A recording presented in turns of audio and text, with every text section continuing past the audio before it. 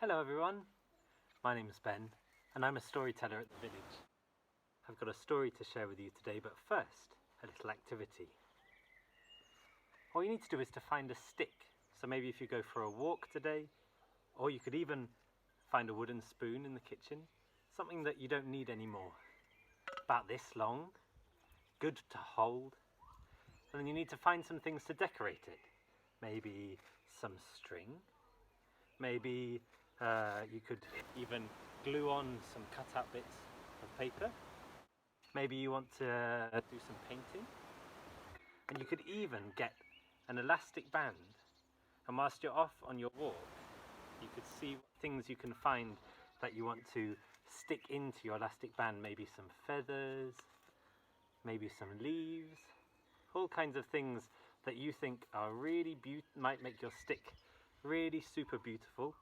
When you've made one like this one that I made earlier, this could be your story stick. I'm going to share a story with you and then some ideas of how you might like to use it. So, when you've got your story stick ready, you can unpause the video and I'll share my tale with you. So this is a joining in kind of story. So I'll say a line and I want you to say it back. Are you ready? Say boom chicka boom. Boom chicka boom. Say boom chicka boom. Boom chicka rocka chicka boom. Rocka chicka boom. Aha. Oh yeah. This time. Really quietly. Say boom chicka boom. Say boom chicka boom. Say boom chicka rocka chicka boom. Boom chicka rocka chicka boom. Aha. Oh yeah. Oh yeah. This time. Really quickly. Say boom chicka boom. Say boom chicka boom. Say boom chicka rocka chicka boom. Aha. Oh yeah. This time is the last time, said the king. This time was the last time, he said, as he paced up and down in his palace courtyard. He had rage in his face, he was frustrated, he was angry. Why was he angry? I'll tell you why. A great and fearsome dragon was stalking the land. It was the biggest dragon that the land had ever known. In fact, it was so big that its tail curved around Cornwall, up across England, through the Midlands, and its head ended up somewhere at the top of Scotland. Now this dragon had quite a regular daily routine. Each and every morning the dragon would wake up, can I see you yawning? And then it would stomp its way over to the side of a lake, boom, boom, boom, and drink up every drop. You ready? When that lake was gone, it went and had its breakfast. Now, what did dragons like to eat for breakfast? People. It found a village and it munched down on those people like this. Crick, crack, crunch. Can we do that? Crick, crack, crunch. Do you think this made the king very happy? It sure didn't. And so as this king paced up and down in his palace courtyard, he thought, what could we do? What could we do? How can we stop this fearsome dragon? And then he saw out of the corner of his eye a glinting, glimmering, shining light. And he turned, and there at the stairwell was his daughter, Gemdelovely. And she was wearing her finest armour. She went over to her father and she said, "Dear king, my father, we must stop this dragon. We must go and find a way to overcome it. I will go. I will take your great sword, Snickersnapper." And she held up the great sword. "I will take your sword and I will go and fight that dragon myself." "No, no," said the king. "We couldn't possibly risk your life." "I know what we will do. We will send out a call across the land to any brave souls who think that they can fight this dragon. And if they manage to vanquish the dragon, then I will give them my sword, Snickersnapper. I will give them my crown and I will give them your hand in marriage as payment." Said Gemdelovely, "You can do what you like with your silly sword and your silly crown, but if I'm going to get married, I'm going to marry whoever I like." And so it came to pass. The king sent out a message across the kingdom, and the knights, they came from far and wide, these wise and brave souls. They went one by one to fight the dragon. Are you ready with your stick? They were brave, they were fearless, they swung it this way and that way, up and down, through and through, but each and every one of them, crick, crack, crunch, ended up in that dragon's mouth. Are you ready? Crick, crack, crunch, crick, crack, crunch. One more, crick, crack, crunch. There was no hope at all for that kingdom overcoming that dragon. Now it wasn't too far away from that palace that there lived a young boy, and his name was Assipattle. Now whilst his family, they were off working in the field or off hunting in the woods, Assipattle preferred to stay beside the fire. He was a poet, he was an artist, he was a singer. Come, Assipattle, let us go and bring in the harvest. Oh, no, I've got a lovely song about how the sun shines on the wheat in autumn. No one wanted to hear Assipattle's poems and songs and stories, and so he began to wander off away from his house. And where should he pass but the palace, and who should he see glinting in the window but Gemdelovely in her armour? He went up to the palace doors, he knocked on the door. The king opened the palace door, and as he saw Assipattle there, he cried out, "Ah, wonderful, another knight here to come and fight the dragon." "No, I'm not here to fight any dragon," said Assipattle. "I just saw someone looking very sad in that window, and I wondered if she might like to hear some of my songs or my poems." "Well then, you're no use to us," said the king, and as he was about to slam the door closed on Assipattle, Gemdelovely came down the stairs and saw him. She went over to him and she said, "What is it you're doing here?"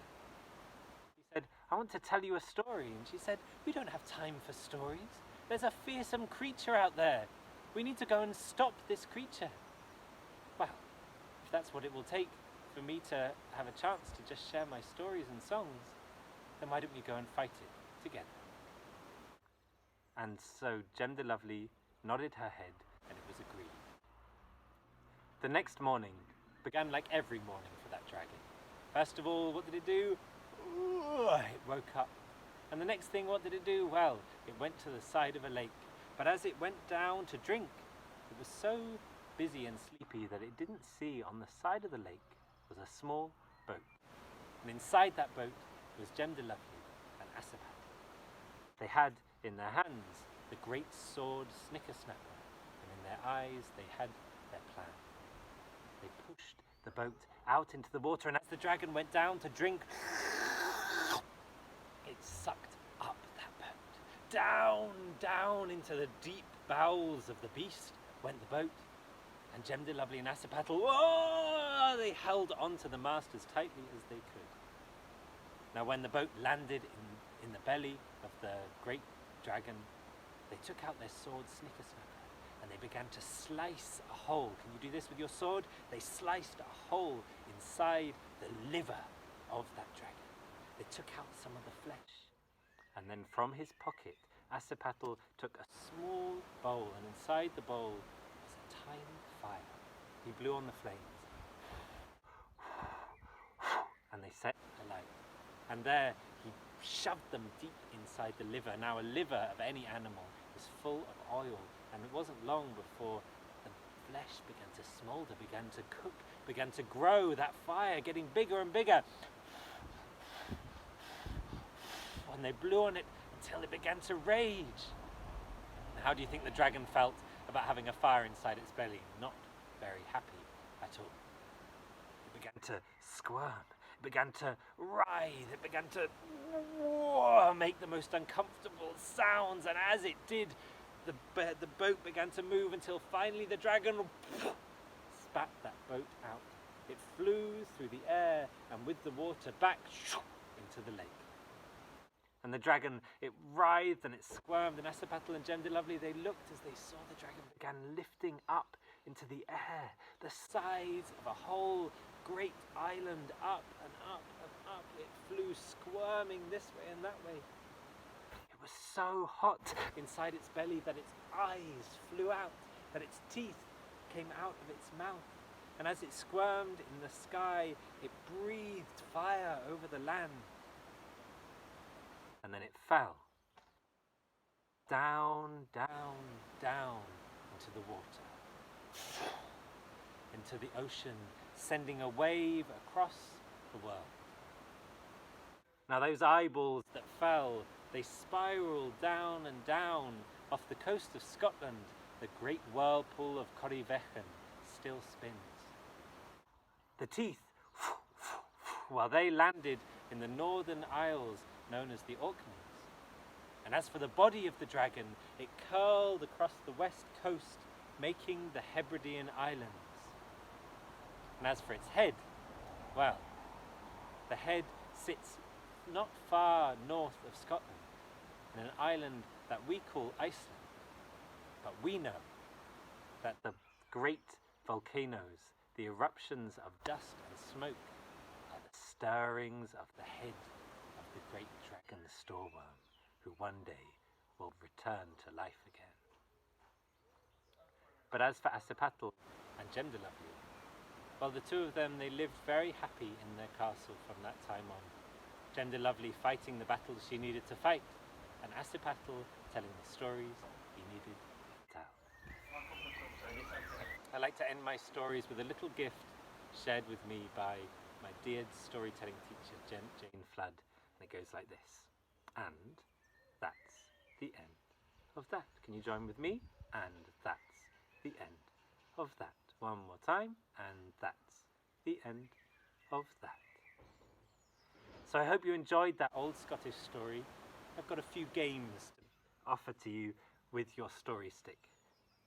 So whilst you're sat at home with someone else, you can play some of these games anytime. So the way that this works with your story stick is the person holding it starts the story. Once upon a time, there was a bee, and you pass the story stick to the next person. And the bee, it flew through the sky until it found a bird. And you pass it to the next person carries on. And the bird said to the bee, "Would you like to be my friend?" And then you pass on the stick, and then the next person says the next bit, one sentence at a time. So another way you could play it is just one word. So once, and you pass it to the next person, upon a time there was a muffin. Okay? Like that. The last game I'd like to show you is called Fortunately, Unfortunately.